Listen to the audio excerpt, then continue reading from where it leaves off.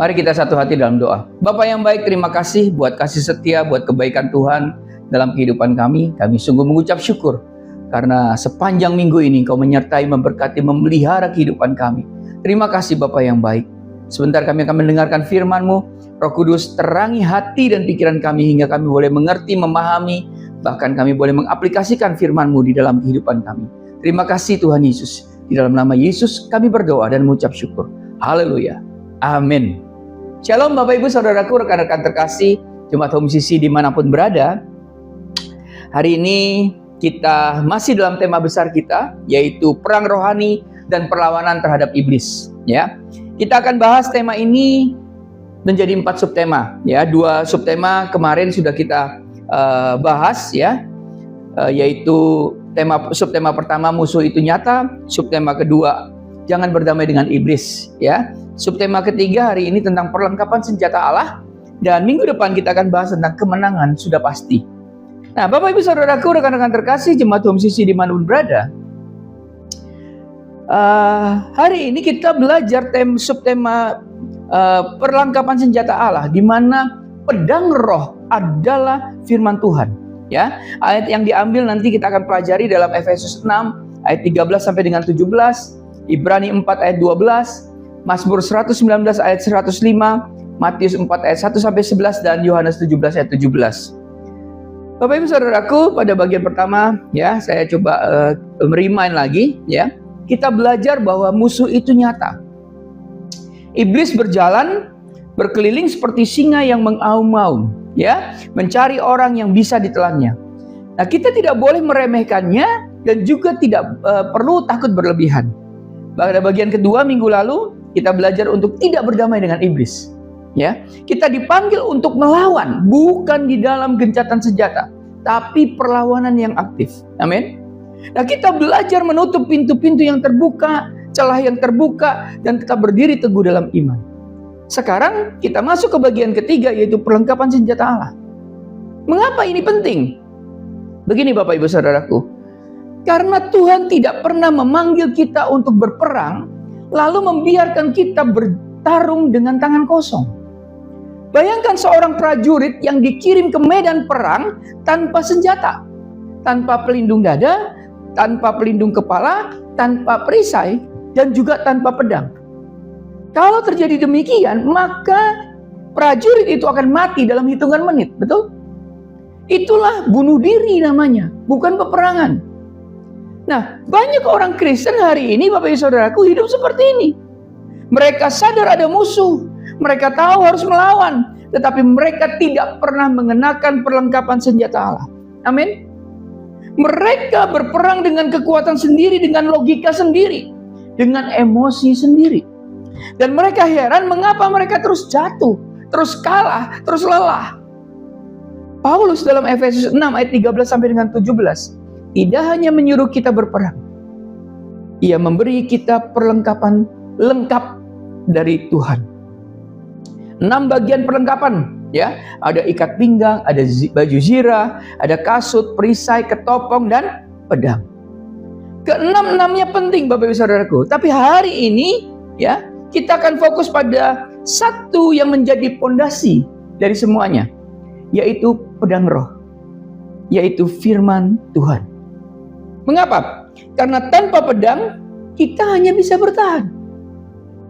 Ya, kita tidak bisa menyerang. Tanpa firman Tuhan kita tidak memiliki senjata untuk memotong kebohongan iblis.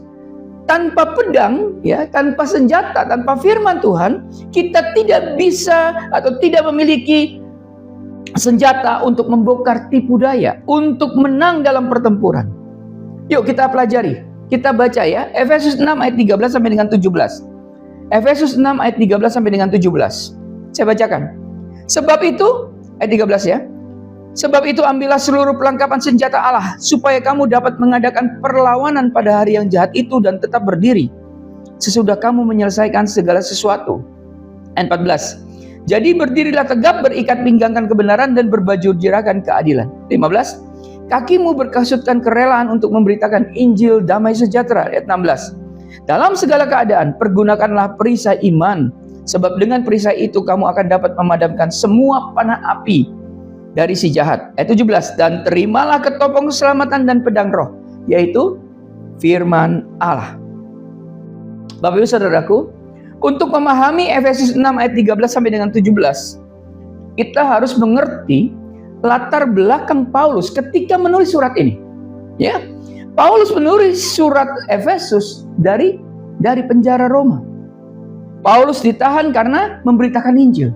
Selama di penjara ia dijaga oleh tentara Romawi secara bergiliran. Nah, setiap hari selama berjam-jam, apa yang dilihat oleh Paulus? Ia melihat seorang prajurit berdiri di dekatnya dengan perlengkapan yang lengkap. Ya, Paulus melihat ikat pinggang dari kulit tempat pedang digantungkan. Paulus melihat zirah atau baju besi, baju zirah, ya, yang melindungi dada dan perut. Paulus melihat kasut atau sepatu perang, ya, dengan paku di telapaknya untuk berpijak dengan kokoh. Paulus juga melihat perisai besar yang bisa melindungi seluruh tubuh. Paulus melihat ketopong, ya, ketopong itu helm, ya, dari logam yang melindungi kepala. Dan yang paling penting yang Paulus lihat adalah ia melihat pedang, senjata utama untuk menyerang. Bapak Ibu Saudaraku, Paulus menggunakan apa yang ia lihat setiap hari untuk mengajarkan realitas rohani. Ia berkata, sama seperti prajurit Romawi ini tidak pernah pergi berperang tanpa perlengkapan lengkap. Demikian juga kita tidak boleh berperang di dalam dunia rohani tanpa perlengkapan senjata Allah. Katakan amin. Efesus 6 ayat 13 berkata, sebab itu ambillah seluruh perlengkapan senjata Allah. Perhatikan kata ambillah. Ya, ambillah dalam bahasa Yunani adalah analambano. Artinya apa? Kata ambillah itu artinya mengambil dengan senjata, ya, memakai dengan aktif. Jadi ini bukan sesuatu yang otomatis terjadi. Waktu kita mengambil itu ada sebuah keputusan sadar setiap hari. Ambillah, ya kan? Jadi mengambil dengan sengaja. Paulus tidak berkata, berdoalah agar Tuhan memberi perlengkapan. Enggak, Bapak Ibu Saudaraku. Paulus berkata, ambillah. Jadi perlengkapan itu sudah tersedia. Sudah disediakan oleh Tuhan. Tugas kita adalah mengambilnya, mengenakannya, dan menggunakannya. Katakan amin. Saudara, saat ini pertanyaannya adalah, sudahkah kita mengambil perlengkapan senjata Allah itu hari ini? Atau kita berperang dengan tangan kosong? Ya, yuk kita belajar. Saya mencatat ada 5 poin yang cukup penting untuk kita pahami berkaitan dengan subtema 3 ini, yaitu perlengkapan senjata Allah. Pedang roh adalah firman Tuhan. Ya. Yang pertama, poin pertama yang kita pelajari, 6 perlengkapan. Mari kita bedah satu persatu ya. Saya akan berjalan cepat karena fokus kita pada pedang. Tetapi keenamnya penting untuk kita pahami, ya. Ikat pinggang kebenaran. Ayat 14a, ya, tadi kita sudah baca. Berikat pinggangkan kebenaran. Nah, Bapak Ibu Saudaraku, prajurit Romawi mengenakan ikat pinggang dari kulit tebal tempat pedang digantung. Jadi tanpa ikat pinggang, pedangnya nggak bisa dibawa dengan cepat. Ya, secara rohani, ikat pinggang kebenaran berbicara tentang apa?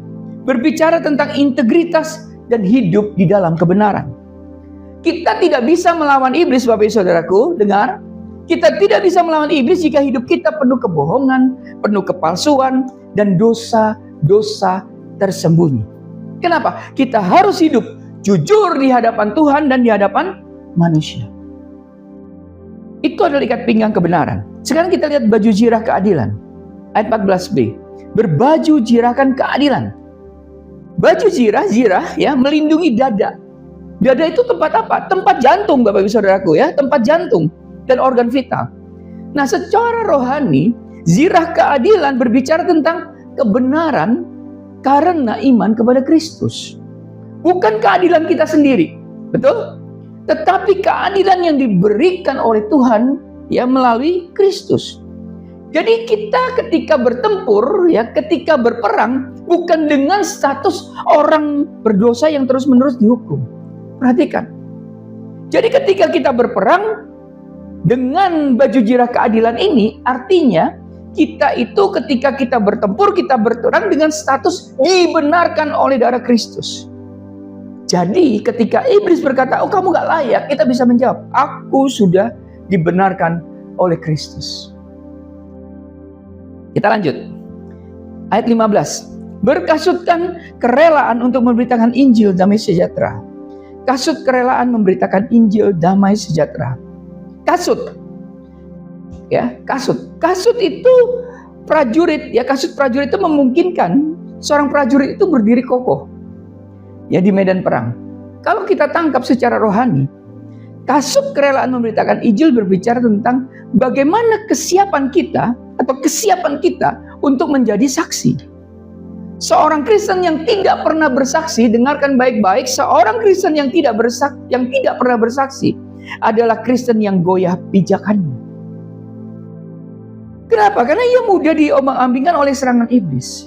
Ya, jadi kalau dia nggak kokoh, ya dia akan dengan mudah diombang-ambingkan. Oleh karena itu, orang Kristen, orang percaya harus memiliki kesiapan untuk menjadi saksi. Amin. Perisai iman, ayat 16 kita baca. Sambil memegang perisai iman. Perisai prajurit Romawi besar, ya, bisa menutup seluruh tubuh. Ya, kalau perisai itu dia pegang begini ya Bapak Ibu Saudaraku ya. Artinya apa? Ketika panah api musuh ya itu datang, maka kalau kena dengan perisai itu panah apinya akan padam. Ya. Nah, apa yang kita bisa lihat di sini secara rohani? Perisai iman adalah kepercayaan kita kepada janji-janji Tuhan.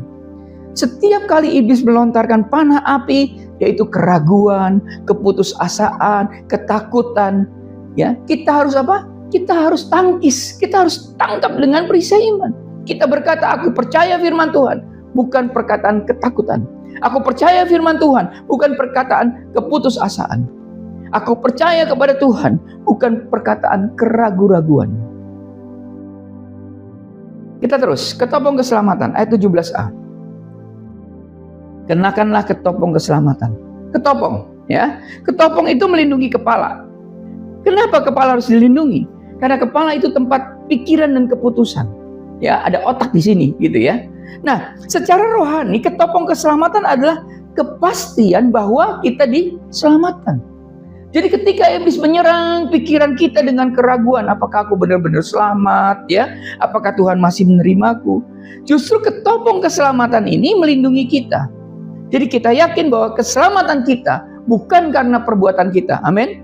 Keselamatan kita karena anugerah Tuhan melalui iman kepada Kristus. Nah, ini sekarang yang terakhir, pedang roh. Dan pedang roh yaitu firman Allah. Nah, Bapak Ibu Saudaraku, kalau kita lihat ya, dari 5 tadi yang sudah disebutkan perlengkapan senjata ini, semuanya itu bertahan. Hanya satu ini, ya, ayat 17b ini, dan pedang roh yaitu firman Tuhan. Inilah satu-satunya senjata yang menyerang di dalam perlengkapan ini. Semuanya yang lain bersifat defensif, melindungi, bertahan. Tapi pedang roh adalah senjata untuk motong, nyerang, ya, dan mengalahkan musuh. Dan pedang roh adalah firman Allah. Ya, perhatikan. Paulus tidak berkata firman Tuhan secara umum, tetapi rema dalam bahasa Yunani, yaitu firman yang diucapkan, ya, firman yang keluar dari mulut kita pada saat dibutuhkan. Artinya apa? Bukan hanya Alkitab yang tertutup di rak, tetapi ayat yang kita hafal, yang kita renungkan, dan kita ucapkan saat melawan iblis. Nah, Bapak Ibu Saudaraku, inilah senjata yang Yesus gunakan pada saat di padang gurun. 3 kali iblis mencoba Yesus. 3 kali Yesus menjawab, ada tertulis. Amin. Yesus mengutip Ulangan 8 ayat 3. Ya, Ulangan 6 ayat 16, Ulangan 6 ayat 13. Yesus menggunakan firman Tuhan sebagai pedang untuk memotong setiap kebohongan iblis. Hasilnya apa? Hasilnya iblis lari. Ya, Matius 4 ayat 11. Tanpa pedang, yaitu firman Tuhan, kita itu cuma bisa bertahan, Bapak Ibu Saudaraku. Ya, kita hanya bisa berlindung. Ya, kita nggak bisa mengusir iblis. Kita tidak bisa membongkar kebohongan-kebohongan yang iblis lakukan. Kita tidak bisa memenangkan pertempuran. Nah, dengan pedang ini, ya, dengan firman Tuhan, iblis itu tidak punya peluang. Ia lari karena ia menghancurkan semua dustanya. Kenapa? Karena ia tahu firman Tuhan adalah kebenaran, dan kebenaran itu menghancurkan semua dustanya. Yuk kita lihat, saya berikan ilustrasi. Begini Bapak Ibu Saudaraku. Bayangkan ya, seorang prajurit yang akan bertempur, ia memakai ikat pinggang, ia memakai zirah, ia memakai kasut, ia pegang perisai, ia memakai ketopong. Ia terlihat sangat siap. Tapi dia lupa bawa pedang. Musuh datang, ya. Panah api berterbangan, terus ia berlindung di balik perisainya. Aman ya? Aman. Musuh mendekat, ia masih bertahan. Tetapi ketika musuh sudah di depan mata, prajurit ini nggak bisa menyerang, Bapak Ibu Saudaraku. Prajurit ini tidak bisa melukai musuhnya. Prajurit ini hanya bisa bertahan, dan akhirnya karena kelelahan dia jatuh. Bapak Ibu Saudaraku, ini gambaran banyak orang Kristen. Kita punya kebenaran, ikat pinggang. Kita punya pembenaran dalam Kristus, baju zirah. Ya, kita punya kesiapan bersaksi, kita punya kasut. Kita punya iman, yaitu perisai. Punya kepastian keselamatan, yaitu ketopong. Semua itu baik, semua itu penting. Tapi ketika kita tidak hafal firman Tuhan, kita tidak bisa mengutip ayat saat pencobaan datang, kita tidak punya pedang. Jadi ketika iblis berkata, kamu tidak berguna, ya, kita tidak bisa menjawab dengan Efesus 2 ayat 10. Aku adalah buatan Allah, diciptakan dalam Kristus Yesus untuk melakukan pekerjaan baik. Ya, ketika iblis berkata, oh Tuhan tidak akan mengampuni dosamu yang itu, kita tidak bisa menjawab. Padahal 1 Yohanes 1 ayat 9 katakan, jika kita mengaku dosa kita, ia setia dan adil untuk mengampuni segala dosa kita. Ini harus dilawan dengan firman Tuhan. Ketika iblis berkata, lihatlah betapa besar masalahmu, nggak ada harapan. Kita bisa menjawab dengan Roma 8 ayat 28. Allah bekerja dalam segala sesuatu mendatangkan kebaikan bagi mereka yang mengasihi Dia. Tanpa firman Tuhan, tanpa pedang, kita hanya bisa diam. Kita hanya bisa bertahan. Dan perlahan-lahan kita mulai percaya pada kebohongan iblis. Bapak Ibu Saudaraku, jangan biarkan hal itu terjadi pada kita. Hafalkan firman Tuhan, renungkan firman Tuhan siang dan malam. Jadikan firman itu bagian dari pikiran dan hati kita. Karena pada saat pencobaan, kita tidak punya waktu untuk buka Alkitab dan cari ayat. Firman itu sudah harus hidup dalam diri kita, amin. Firman itu harus sudah hidup dalam diri kita, siap diucapkan kapan saja. Mazmur 119 ayat 11 katakan begini, dalam hatiku aku menyimpan janjimu, supaya aku jangan berdosa terhadap engkau. Itulah pedang. Bukan Alkitab yang tertutup di atas meja, bukan ayat yang pernah kita baca 5 tahun yang lalu, tapi firman yang tersimpan di dalam hati, siap dipakai kapan saja. Katakan amin. Yang pertama tadi kita sudah belajar, yaitu 6 perlengkapan. Poin yang kedua yang kita belajar, mengapa firman Tuhan disebut pedang? Mengapa firman Tuhan disebut pedang? Ibrani 4 ayat 12. Saya bacakan. Ibrani 4 ayat 12. Firman Allah hidup dan kuat dan lebih tajam daripada pedang bermata dua manapun. Ia menusuk amat dalam sampai memisahkan jiwa dan roh, sendi-sendi dan sumsum. Ia sanggup membedakan pertimbangan dan pikiran hati kita. Firman Tuhan bukan sekedar kata-kata di atas kertas. Firman Tuhan itu hidup, ada kuasa di dalamnya. Firman Tuhan itu kuat, tidak pernah kehilangan kekuatan. Firman Tuhan itu tajam seperti pedang bermata dua. Bisa potong dua arah. Ya, apa yang dipotong oleh pedang roh? Apa yang dipotong oleh pedang roh? Yang pertama, pedang roh itu memotong kebohongan iblis. Bapak Saudaraku ingat ya, iblis itu adalah bapa segala dusta. Yohanes 8 ayat 44. Setiap kata yang keluar dari mulut iblis adalah kebohongan. Iblis bisa menyamar sebagai malaikat terang, 2 Korintus 11 ayat 14. Iblis bisa mengutip Alkitab tetapi dipelintir, Matius 4 ayat 6. Satu-satunya cara untuk membongkar kebohongannya adalah dengan kebenaran firman Tuhan. Yesus berkata dalam Yohanes 17 ayat 17, firman-Mu adalah kebenaran. Kebenaran lawan kebohongan, maka kebenaran selalu menang. Jadi apa yang dipotong oleh pedang roh? Yaitu memotong kebohongan iblis. Itu yang pertama. Yang kedua, pedang roh memotong dosa dalam hidup kita. Ibrani 4 ayat 12 ya. Berkata bahwa firman menusuk amat dalam sampai memisahkan jiwa dan roh, sendi dan sumsum. Ini gambaran tentang proses pembedahan. Firman Tuhan bisa mengungkap dosa-dosa tersembunyi yang tidak kita sadari. Ya, firman Tuhan bisa membedakan mana yang berasal dari roh dan mana yang berasal dari daging. Terkadang kita berpikir kita baik-baik saja. Tapi firman Tuhan membedah hati kita dan menunjukkan sesuatu yang salah. Itu menyakitkan. Tapi itu perlu. Karena tanpa pengakuan dan pertobatan, dosa akan terus menjadi pintu masuk bagi iblis. Apa yang dipotong oleh pedang roh? Tadi pedang roh memotong kebohongan iblis. Pedang roh memotong dosa dalam hidup kita. Yang ketiga, pedang roh memotong jalan bagi kemenangan kita. Jadi Bapak Ibu Saudaraku, ketika kita mengucapkan firman Tuhan di dalam doa, di dalam perlawanan, dalam iman, kita sedang menyerang musuh. Kita bukan hanya bertahan, kita maju Bapak Ibu Saudaraku. Kita memenangkan pertempuran. Yesus ketika dia di padang gurun tidak hanya bertahan, ia menyerang dengan firman Tuhan. Ia katakan ada tertulis. Dan setiap kali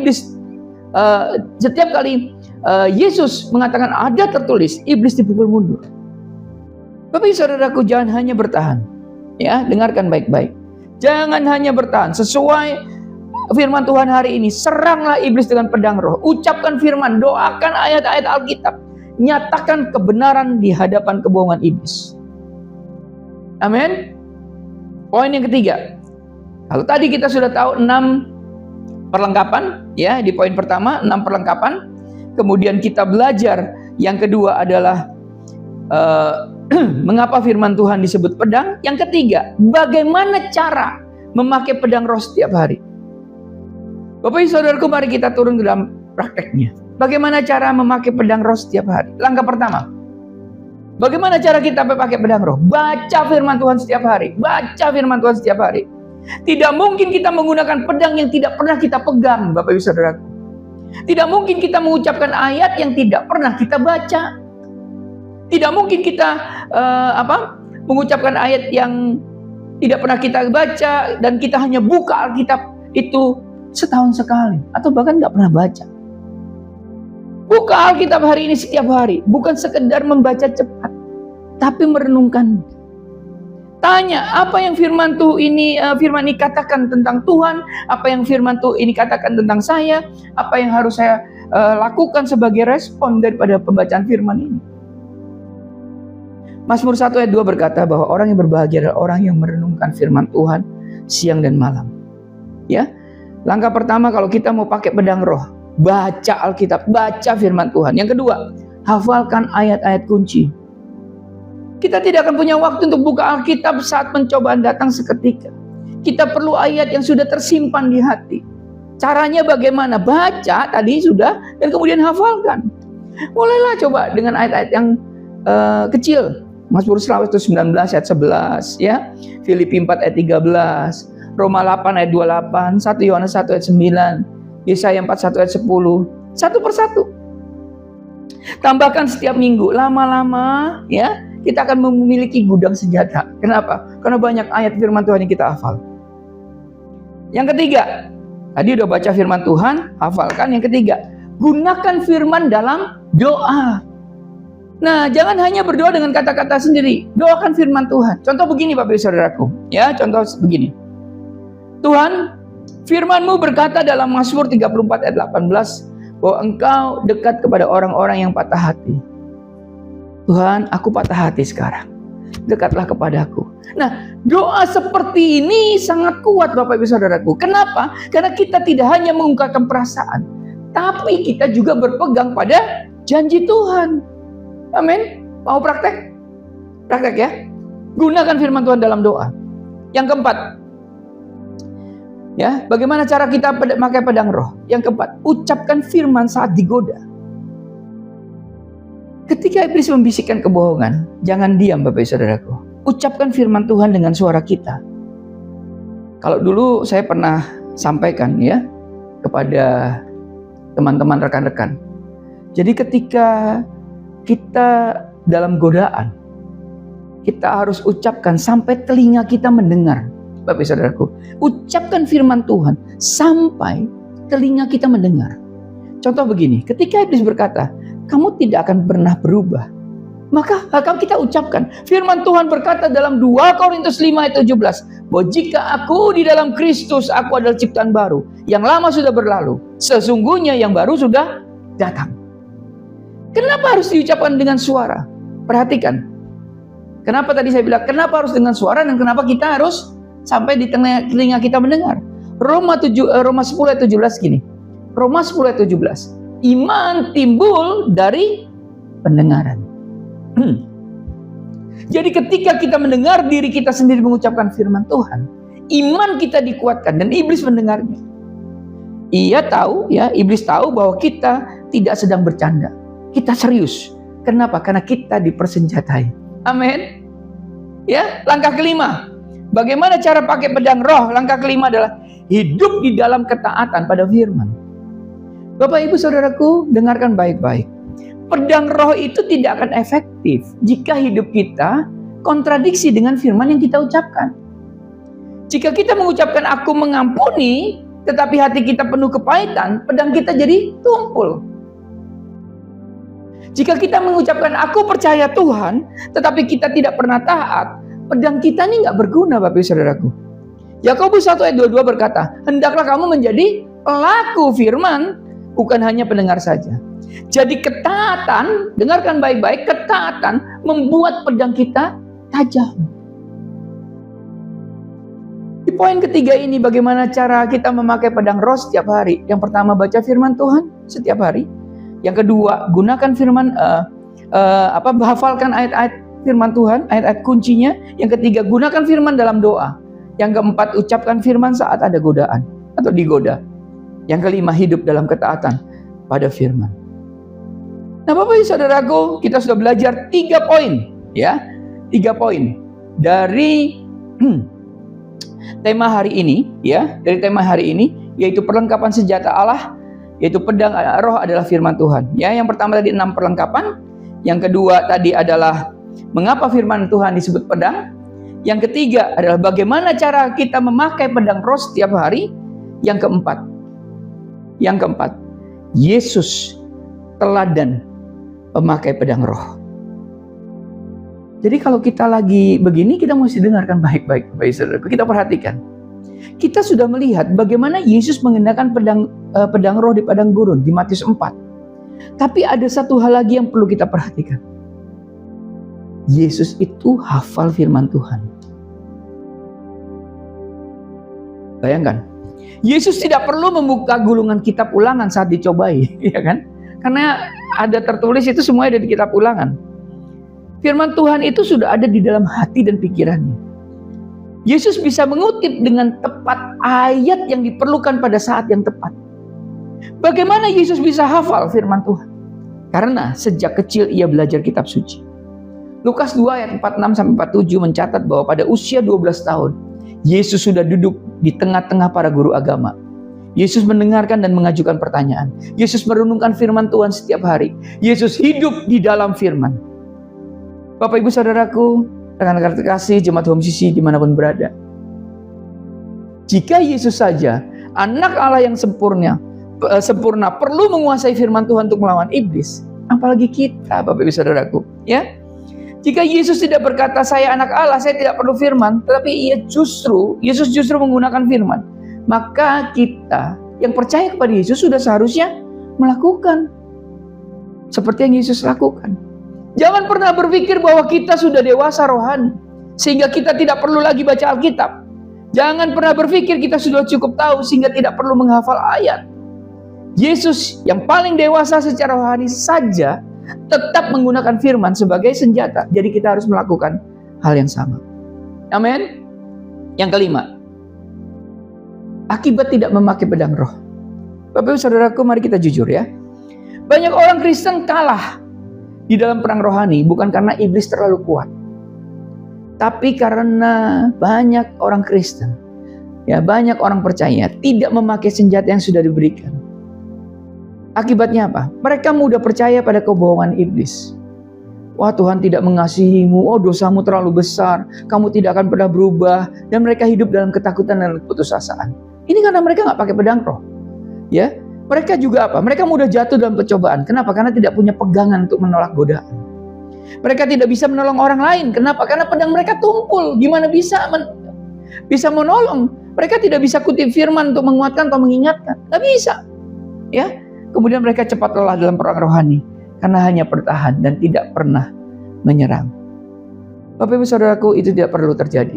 Ingat, Tuhan sudah menyediakan perlengkapan, Tuhan sudah beri kita pedang. Kita hanya perlu, ya, sesuai dengan firman Tuhan hari ini, ambillah. Jadi pedang itu, pedang roh itu, perlengkapan senjata itu, ambillah, pakailah dan menanglah. Amin. Bapak Ibu Saudaraku, rekan-rekan terkasih, jemaat Homsis yang dikasih Tuhan. Kita telah belajar bahwa perlengkapan senjata Allah lengkap: ikat pinggang kebenaran, zirah keadilan, kasut Injil, perisai iman, ketopong keselamatan, dan pedang roh. Ya. Tapi hari ini kita fokus pada pedang roh, karena yaitu firman Tuhan. Kenapa? Karena ini pondasi. Karena tanpa firman, kebenaran tidak jelas. Kita nggak tahu mana yang benar, mana yang salah. Tanpa firman Tuhan, pembenaran dalam Kristus jadi kabur. Kita tidak yakin bahwa kita sudah terima Tuhan. Tanpa firman Tuhan, kesiapan bersaksi kita nggak berguna. Kita tidak tahu apa yang harus kita saksikan. Tanpa firman Tuhan, iman kita goyah. Karena iman timbul dari pendengaran akan firman. Ya, tanpa firman Tuhan, kepastian keselamatan rapuh. Karena kita tidak tahu janji-janji Tuhan. Bapak Ibu Saudaraku, firman Tuhan adalah pondasi dari semuanya. Firman Tuhan adalah pedang yang kita pakai untuk menyerang. Firman Tuhan adalah kebenaran yang membungkam dusta iblis. Jadi, Bapak Ibu Saudaraku, mulai hari ini, buka Alkitab kita, buka Alkitab Anda, baca, renungkan, hafalkan, doakan, hidupi. Jadikan firman Tuhan sebagai pedang yang selalu siap di tangan kita. Amin. Jangan berperang dengan tangan kosong lagi. Sudah, ambil itu pedang. Menanglah. Kenapa? Karena Tuhan sudah beri pedang itu buat kita. Amin. Tuhan Yesus memberkati. Mari kita berdoa. Kami bersyukur karena Engkau tidak membiarkan kami berperang sendirian. Ya Tuhan, Engkau memberi kami perlengkapan senjata-Mu, lengkap dari kepala sampai kaki. Dan Engkau memberi kami pedang roh, yaitu firman-Mu. Ampuni kami Tuhan, karena selama ini kami sering mengabaikan pedang ini. Kami sibuk dengan perlengkapan lain, tetapi lupa bahwa pedang adalah senjata satu-satunya untuk menyerang. Kami lebih banyak bertahan daripada melawan. Kami lebih banyak diam daripada mengucapkan firman-Mu. Hari ini Tuhan, biarlah kami Tuhan, hamba dan juga semua umat-Mu yang sedang mendengarkan firman Tuhan ini, kami berkomitmen untuk mengambil pedang firman-Mu. Kami akan baca firman-Mu setiap hari. Kami akan merenungkannya. Kami akan menghafalkannya. Kami akan mengucapkannya saat pencobaan datang. Dan kami akan hidup di dalam ketaatan pada firman-Mu. Ya Roh Kudus, tolong kami untuk mengingatkan kami setiap kali kami lalai. Buatlah firman-Mu itu hidup di dalam hati dan pikiran kami. Kami percaya dengan pedang roh di tangan kami, iblis akan lari. Bukan karena kami hebat Tuhan, tapi karena firman-Mu adalah kebenaran, dan kebenaran selalu menang atas kebohongan. Terima kasih Tuhan Yesus.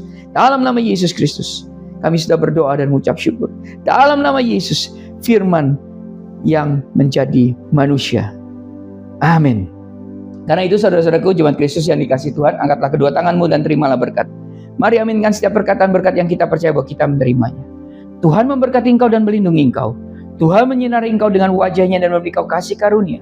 Tuhan menghadapkan wajahnya kepadamu dan memberi kau damai sejahtera.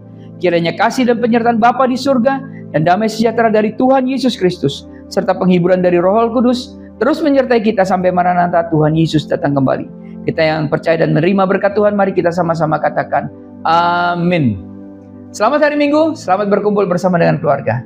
Terus cintai Tuhan, berhenti menghakimi, dan selalu jadi berkat. Tuhan Yesus memberkati.